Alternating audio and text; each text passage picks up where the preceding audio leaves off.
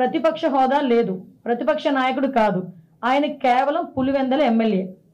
అదేవిధంగా ఆయన ఏమి మంత్రి కూడా కాదు.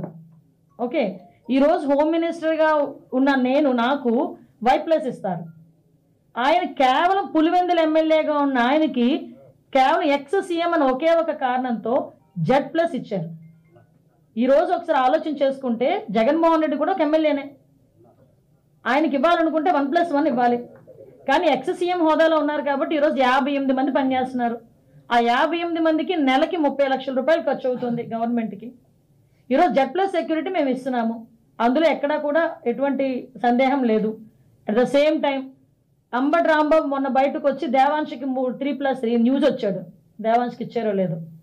మీకు ఒక విషయం చెప్పనా, ఈ రోజుకి కూడా కూటమి ప్రభుత్వం విలువలకి గౌరవం ఇచ్చి భారతీరెడ్డికి 2+2 సెక్యూరిటీ, విజయమ్మ గారికి 2019లో ఆయన సీఎంగా ఉండేటప్పుడే 1+1 సెక్యూరిటీ ఇచ్చారు. కానీ ఈరోజు కూటమి ప్రభుత్వం విజయమ్మ గారికి కూడా 2+2 సెక్యూరిటీ. ఇంకొక విషయం, ఇవన్నీ కూడా కూటమి ప్రభుత్వం ఇచ్చినవి. ఒకసారి సెక్యూరిటీ విషయంలో కూటమి ప్రభుత్వం ఏ రకంగా చేస్తుంది, ప్రతిపక్షాల వాళ్ళకి ఎలా గౌరవిస్తుంది అన్నది మీరు ఇక్కడ గుర్తుపెట్టుకోవాలి. ఈ రోజుకి కూడా మీరు 2019లో బ్రాహ్మణి గారికి, అదేవిధంగా దేవాంశ్ బాబుకి, భువనేశ్వరి గారికి ఇమ్మీడియట్గా డ్రాప్ చేశారు భద్రతని. 2019 వాళ్ళు గవర్నమెంట్ వచ్చిన వెంటనే మళ్ళా తిరిగి ఈరోజు మాట్లాడుతున్నారు. ఈ రోజు వరకు మీకు నమ్ముతారా, కూటమి ప్రభుత్వం వచ్చిన తర్వాత ఒక మంత్రి భార్యగా వాడికి కానీ, కొడుకుగా అతనికి బాబుకి కానీ, బోనమ్మకి కూడా ఈ రోజు వరకు సెక్యూరిటీ తీసుకోలేదు. వాళ్ళు ఈ రోజు వరకు సెక్యూరిటీ ప్రొవైడ్ చేయలే. అంటే ఒకసారి ఆలోచన చేసుకోండి, ఈరోజు గవర్నమెంట్ ఏ రకంగా పనిచేస్తుంది అన్నది కూడా అర్థమవుతుంది. దీనికి 986 మందికి కోర్టుకి వెళ్ళి కూర్చున్నారు. As per norms, as per instructions మేమందరం కూడా గవర్నమెంట్ ఏ రకంగా చేయాలో ఆ రకంగా మేము చేస్తాం. కాబట్టి ఇందులో ఆయన రాజకీయ లబ్ధి గురించి మాట్లాడేదే తప్పించి అంతకుమించి వేరేదేమీ కాదు.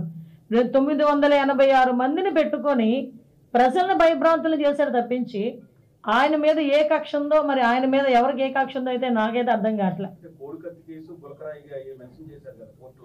కోడికత్తి కేసు ఆయన చేయించుకున్నదన్న సంగతి ప్రపంచానికి అందరికీ తెలుసు. ఆ కోడికత్తి కేసులో నిజంగా ఆయన గనక లేకపోతే ఈ కోడికత్తి కేసులో 5 సంవత్సరాలు ఎందుకు ఒక్కరోజు కూడా కోర్టుకు వెళ్ళిన పరిస్థితి రాలేదు? నిజంగా అధికార సీఎం స్థాయిలో వచ్చిన తర్వాత కోడికత్తి ఎవడైనా హత్యాప్రయత్నం చేస్తే అని ఊరుకుంటామా? సాధారణంగా ఒక వార్డు మెంబర్ నెగ్గితేనే, ఎవడైనా కొట్టాడు, ఎవడైనా మోసం చేశాడంటే వార్డు మెంబర్ గెలిస్తేనే ఆ తాట తీయాలని, ఆడికి ఏదో శిక్ష పడాలని, ఆడికి జైలుకి వెళ్ళాలని ఏదో రకంగా ఆలోచిస్తాం.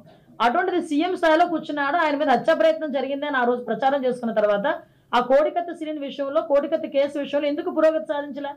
5 సంవత్సరాలు ఎందుకు కోర్టుకు వెళ్ళలేకపోయాడు? ఒకసారి ఆలోచన చేయండి. గులకరాయి ఇది ఏం జరిగిందో మనందరికీ తెలుసు.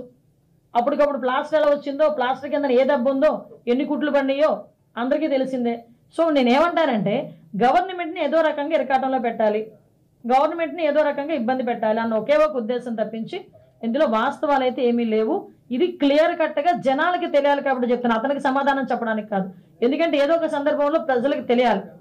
ఒక ఎమ్మెల్యేకి ఇవ్వాల్సిన 1+1 సెక్యూరిటీ కాకుండా ex-CMగా ఆయనకి ఇవ్వాల్సిన సెక్యూరిటీ 58 మందితో ఇస్తున్నాం ఈరోజు. అది పరిస్థితి. ఒకసారి మీరే ఆలోచన చేసుకోవాలి కూడా, ప్రజలు కూడా ఆలోచన. గెలవలేము అన్న పదం కాదు, గెలిచి చూపించాం ఆల్రెడీ. వాళ్ళ అధికారంలో 151 ప్లస్ మా నలుగురిని తీసుకున్న తర్వాత కూడా ఇంకా సంవత్సరం ఉండగానే 3 ఎమ్మెల్సీలు గెలిచాం. 3 ఎమ్మెల్సీలు మంచి మెజార్టీతో గెలిచాం. 3 ఎమ్మెల్సీలను ఈరోజు మేము పోటీ పెట్టాలి అనుకుంటే 5 నిమిషాలు గెలవటానికి. కానీ విలువలని రక్షించాలి, నైతికతను పాటించాలి ఉద్దేశంతో ఈరోజు మేము డ్రాప్ అవుతున్నాం. ఎమ్మెల్సీలు అనేసరికి పెద్దల సభ, గౌరవ సభ.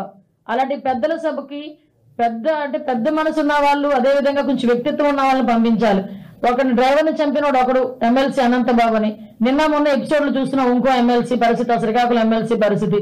అంటే ఇలాంటి వాళ్ళందరినీ కూడా ఆ సభలకి పంపించి, పెద్దల సభకు పంపించి పెద్దల సభ తాలూకా గౌరవాన్ని కూడా కించపరిచే విధంగా చేస్తున్న జగన్మోహన్ రెడ్డికి ఒక్కసారి ఆలోచించుకోవాల్సిందిగా ఒకసారి మేమందరం కూడా కోరుకుంటున్నాం.